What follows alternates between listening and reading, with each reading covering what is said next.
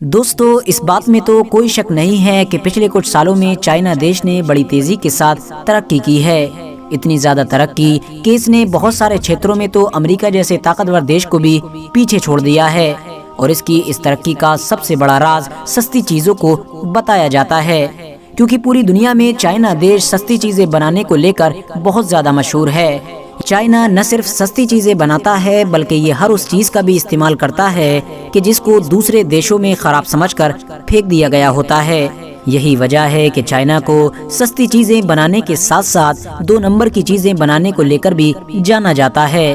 آپ کو جان کر شاید حیرانی ہوگی کہ وقت وقت پر کئی بار چائنا کے اوپر یہ الزام بھی لگتے رہے ہیں کہ چائنا اپنے یہاں پر نقلی میٹ یعنی گوشت اور چاول جیسی چیزوں کو بھی بناتا ہے، اور ان کو بنانے کے بعد دنیا کے الگ الگ کونوں میں بیچ دیتا ہے۔ اس کے علاوہ چائنا کے بارے میں یہ بات بھی بہت زیادہ مشہور ہے کہ یہاں پر رہنے والے زیادہ تر لوگ ٹیبل اور کرسی کو چھوڑ کر 4 پیر والی ہر چیز کو کھا جاتے ہیں۔ یہاں تک کہ چائنا کے کچھ علاقوں سے تو ایسی رپورٹس بھی سامنے آ چکی ہیں کہ جہاں پر انڈوں کو بچوں کے پیشاب میں ابال کر کھایا جاتا ہے، اور اس کے لیے بہت سارے الگ الگ اسکول سے بچوں کے پیشاب کو جمع کیا جاتا ہے۔ اس کے پیچھے ان لوگوں کا یہ ترک ہے کہ ایسا کرنے سے کمر اور جوڑوں میں درد ختم ہو جاتا ہے اور ایک انسان کا جسم ہمیشہ تندرست رہتا ہے۔ دوستو چائنا کے الگ الگ علاقوں میں کاکروچ، مگرمچھ، کتے، بلی اور بہت سارے کیڑے مکوڑے بھی کھائے جاتے ہیں۔ آپ کو بتاتے چلیں کہ یہاں پر رہنے والے لوگ ہر سال ڈاگ میٹ نام کا ایک فیسٹیول مناتے ہیں، جس کے اندر لگ بھگ 25 سے 30 ہزار کتوں کو مار کر کھایا جاتا ہے۔ اس کے علاوہ ایک ریسرچ سے یہ بات سامنے نکل کر آئی ہے کہ چائنا کے الگ الگ علاقوں میں ہر سال لگ بھگ 40 سے 50 لاکھ بلی اور 2 سے 3 کروڑ کتوں کو مزیدار کھانے کے لیے ختم کر دیا جاتا ہے۔ یہاں پر رہنے والے لگ بھگ 6 لاکھ لوگ ہر سال دماغی پریشر اور حد سے زیادہ کام کرنے کی وجہ سے اپنی جان کی بازی بھی ہار جاتے ہیں۔ یہی وجہ ہے کہ اس دیش میں خودکشی کرنے کا رجحان بھی بہت زیادہ ہے۔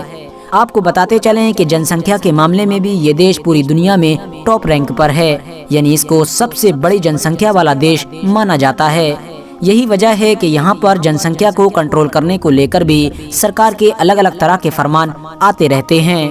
حد سے زیادہ ڈیولپ اور امیر ہونے کے باوجود بھی چائنا میں آج بھی کروڑوں کی تعداد میں ایسے لوگ موجود ہیں کہ جو آج بھی اپنی زندگی غاروں میں یعنی گفاؤں میں گزارتے ہیں۔ اس کے علاوہ ایک حیران کر دینے والی بات یہ بھی ہے کہ اگر آپ میں سے کسی کو بھی دنیا کے کسی بھی کونے میں کوئی پانڈا نظر آ جائے تو آپ یہ سمجھ لینا کہ یہ پانڈا اس دیش کا نہیں ہے کہ جس دیش میں آپ کو نظر آیا ہے، بلکہ دنیا کا کوئی بھی پانڈا صرف اور صرف چائنا کا ہے۔ چائنا نے پہلے ہی دنیا میں پائے جانے والے سارے پانڈوں کا کنٹرول حاصل کر لیا ہے، اور دنیا میں پائے جانے والے سارے پانڈے چائنا کے ہی مانے جاتے ہیں۔ RH نیٹ ورک کے نالجبل فرینڈز چائنا کے بارے میں ایک انٹرسٹنگ فیکٹ یہ بھی ہے کہ اس دیش کے کچھ علاقوں میں آج بھی مرے ہوئے لوگوں کی ایک شادی کی رسم منائی جاتی ہے، اور مرے ہوئے لوگوں کی شادی کی یہ رسم چائنا کے ان علاقوں میں لگ بھگ پچھلے 3000 سال سے لگاتار منائی جاتی رہی ہے۔ آپ کو بتاتے چلیں کہ چائنا میں ایک شادی شدہ انسان کو بنا شادی شدہ انسان سے زیادہ اہمیت دی جاتی ہے، اور یہ مانا جاتا ہے کہ ایک شادی شدہ انسان ہی اچھی زندگی گزار سکتا ہے۔ یہی وجہ ہے کہ اگر کوئی انسان اپنی شادی ہونے سے پہلے ہی یعنی کنوارا مر جاتا ہے تو اس کے بارے میں یہ خیال کیا جاتا ہے کہ اس کی روح ہمیشہ بھٹکتی رہتی ہے، اور بھٹکنے کے ساتھ ساتھ اس کے گھر والوں کو بھی پریشان کرتی رہتی ہے۔ اسی لیے ضروری ہے کہ اس مرے ہوئے کنوارے انسان کی شادی دوسرے مرے ہوئے کنوارے لڑکے یا پھر لڑکی کے ساتھ کروا دی جائے تاکہ اس کی روح کو بھی اپنا ساتھی مل سکے۔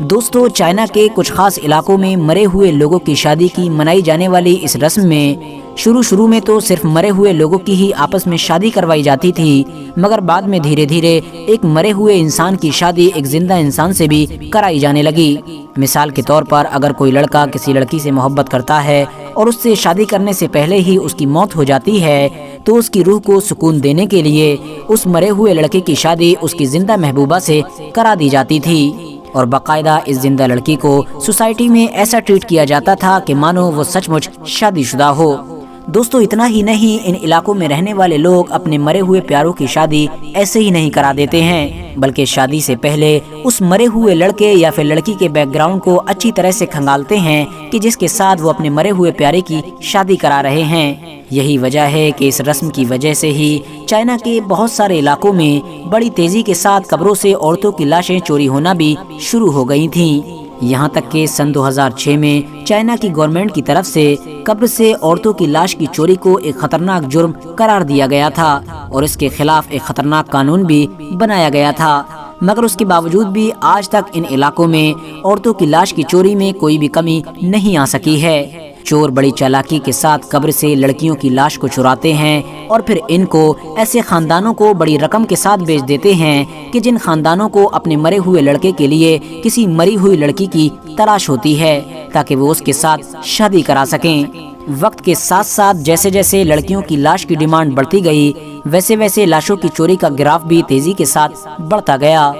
अगस्त सन 2016 में चाइना की पुलिस ने एक ऐसे इंसान को पकड़ा कि जिसने 2 लड़कियों का मर्डर किया था। इन्वेस्टिगेशन में ये बात सामने निकल कर आई कि ये इंसान उन दोनों लड़कियों को कत्ल करने के बाद उनकी लाशों को ऐसे खानदानों को बेचने वाला था कि जो खानदान अपने मरे हुए प्यारों के लिए मरी हुई दुल्हन ढूंढ रहे थे। फिलहाल दोस्तों, आज की अपनी वीडियो को हम यहीं पर ख़त्म करते हैं। वीडियो पसंद आने पर न सिर्फ वीडियो को लाइक करें बल्कि अपने फ्रेंड्स के साथ भी ज़रूर शेयर करें और इसी तरह की नॉलेजेबल और हिस्टोरिकल वीडियोस हमेशा देखने के लिए हमारे इस चैनल को सब्सक्राइब करके साथ ही में बेल आइकन को भी प्रेस कर दें।